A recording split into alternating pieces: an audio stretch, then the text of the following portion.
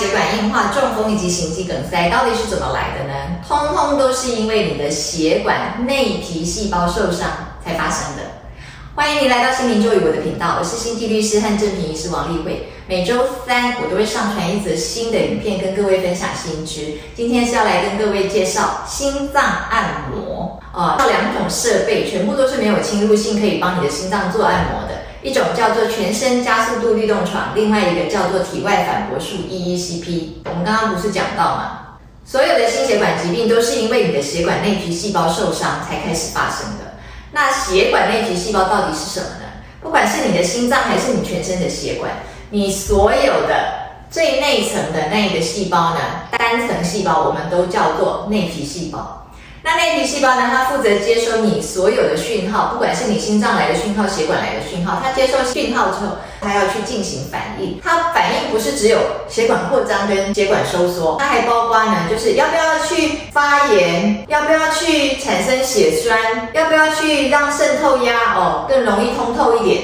如果您听到这里觉得有帮助的话，请您帮我按个赞。可是呢，当它受伤的时候，它就反过来做了。它就能促进发炎，它就形成血栓，它就通透性大增，什么东西都可以渗进去。什么样的情况会造成你的内皮细胞受伤呢？高胆固醇、高血脂肪、高血糖、高尿酸，你常常都不运动，然后呢，你的缺氧状况很严重，经常体内都是无氧的状态，这些都会造成你的内皮细胞受伤。那我们呢，在医学上可以明显的发现，就是如果有人他曾经心肌梗塞，或者是有人呢心脏顺停之后呢又重新起跳，或者是呢败血症，这些个重症，我们在他们重症之后都明显的发现他们的血管内皮细胞功能就完全的异常，变得不正常。所以这个确实呢，在伤害了血管内皮之后，造成你的心血管不健康。然后，如果你的重症之后呢，会使你的血管内皮受伤的更厉害，然后它的修复就更难了。所以这些人就会一再的复发，比如说心肌梗塞或是中风，可能会一再的发生一直都没有办法修复。现在我们就是要来讲一讲什么样的做法，其实会能够来秀秀你的内皮细胞呢？这个就要跟各位解释到。有一个叫剪力这个词，我们叫 shear stress。剪力这个东西呢，其实就是你不能够直接说它是一个压力。我们说，如果我们在一个平面上面加压力，这个叫压力嘛。那剪力的话，其实就是说它是不是这么垂直的作用在你的血管上面，它是一个侧面的作用在你的血管上面。我们这称之为剪力。那如果很像你的脉搏一样，这样子脉动式的一个脉冲的一个剪力的话，我们就称为脉冲剪力。那我们发现到脉冲剪力对于你的内皮细胞非常的好，好像在帮你的内皮细胞做按摩一样，这样，然后你的血管内皮细胞就会被秀秀，然后它就会被好好的养护到。那什么情况可以产生这种脉冲剪力呢？其实非常简单，就是运动。所以大家都知道运动对于心血管好，到底是为什么？因为你运动会产生脉冲剪力。比如说你慢跑，左脚右脚往前，当你这样往前，你的身体就都有一个剪力存在，它就一直作用在你的内皮细胞上面，然后你的内皮细胞就一直被按摩，一直被养护，一直被爱惜照顾秀秀。那如果不想运动的话，有什么样的方法能够来达到同样的效果？就是我们今天要跟各位介绍的这两种设备，一个叫做全身周期性加速度的律动床，另外一个叫做体外反搏术 EECP。我们先来讲到全身周期性加速度律动床它就是在一个平台上面呢，平躺，你的脚呢，它会有一个鞋子把你固定住，把你的脚绑住之后，然后你是平躺的。然后你就在这个平台上面呢，被吹动一个加速度，这个样子的运动是被动式的运动，它同样的也可以让你的身体里面产生脉冲式的剪力，然后这个剪力就可以去秀秀你的内皮细胞，养护你的内皮细胞。这个可以被设计到每1分钟是140下。那你不管是你自己跳，或者是你要跳绳，你怎么样都不可能1分钟之内你可以有这样的加速度140下，也受不了。但现在因为是平躺，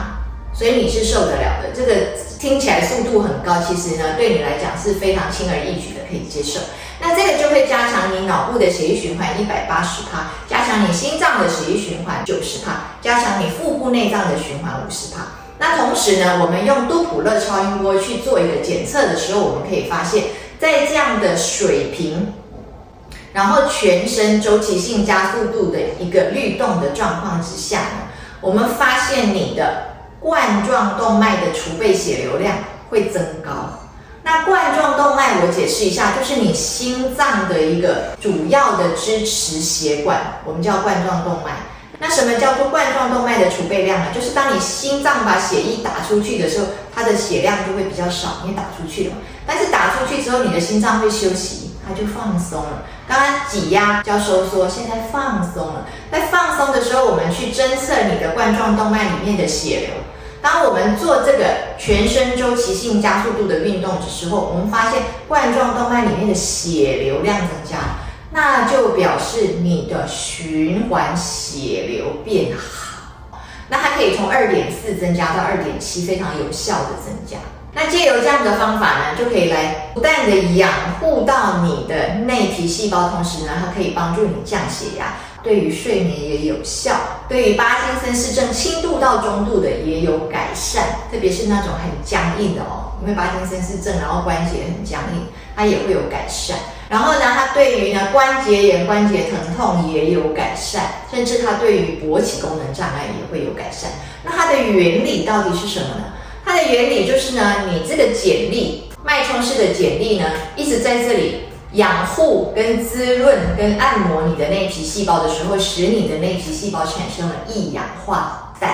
这个一氧化氮被释放出去，它分泌的量增加了，就造成你的血管扩张，造成你的发炎状况改善，造成你呢整个循环血流量变好，所以你的血液循环就变好。接下来我们跟各位介绍是另外一个设备，也是没有侵入性的，我们叫体外反搏术 EECP。它呢是被认为会对难治型但是稳定的心绞痛有帮助。什么叫做难治型但稳定的心绞痛？通常我们心绞痛会先给口服药嘛，但如果呢一直持续治疗不好，它就变成是难治型的。那是不是呢口服药吃不好的一个心绞痛，我们就赶快来做体外反搏 EECP？ 不是的，你必须要是稳定的，确定你没有大碍。如果你心绞痛非常的严重，可能你马上就要心肌梗塞了，那你还是赶快要去做手术，或者是装支架、做心导管啊。你这个时候不是因为讳疾忌医，所以你来做 EECP 心脏反搏嘛？所以它的主要适应症就是稳定型但是难治的心绞痛啊。如果好治的心绞痛，就是吃口服药就够了嘛。但在2002年的时候呢，美国 FDA 又多了一个核可给它，它也可以被用来治疗稳定的充血性的心脏衰竭啊。那么如果是缺血性的心脏衰竭，比如说是心肌梗塞之后的这一种心脏病，当然也是可以用体外反搏。那我们来介绍一下体外反搏是怎么样做的。首先呢，它就是会在你的小腿、大腿还有你的下腹部各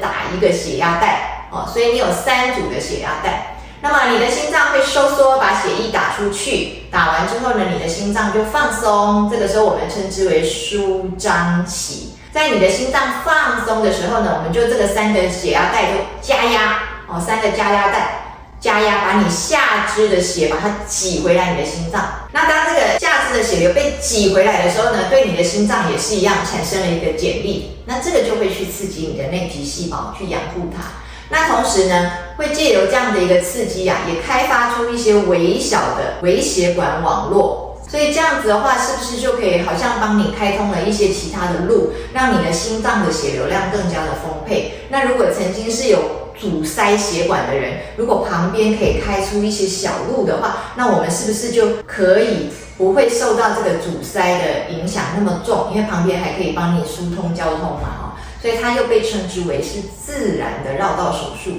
那我们绕道手术的意思就是说，这条路已经阻塞了，我们要去接一条血管绕过这个阻塞区域让你这个车流可以这样子绕过阻塞区域去前进。那现在这个是不用开刀，能够帮助你绕道，所以它叫天然的绕道手术。那它的原理是什么呢？它的原理其实就跟全身周期性加速运动是一样的，它就是一样，借由这个脉冲的剪力产生对你的内皮细胞的养护，促进你的内皮细胞产生更多的一氧化氮。那同时呢，还可以产生一些血管生长因子，去帮助你的血管长出这些侧支循环。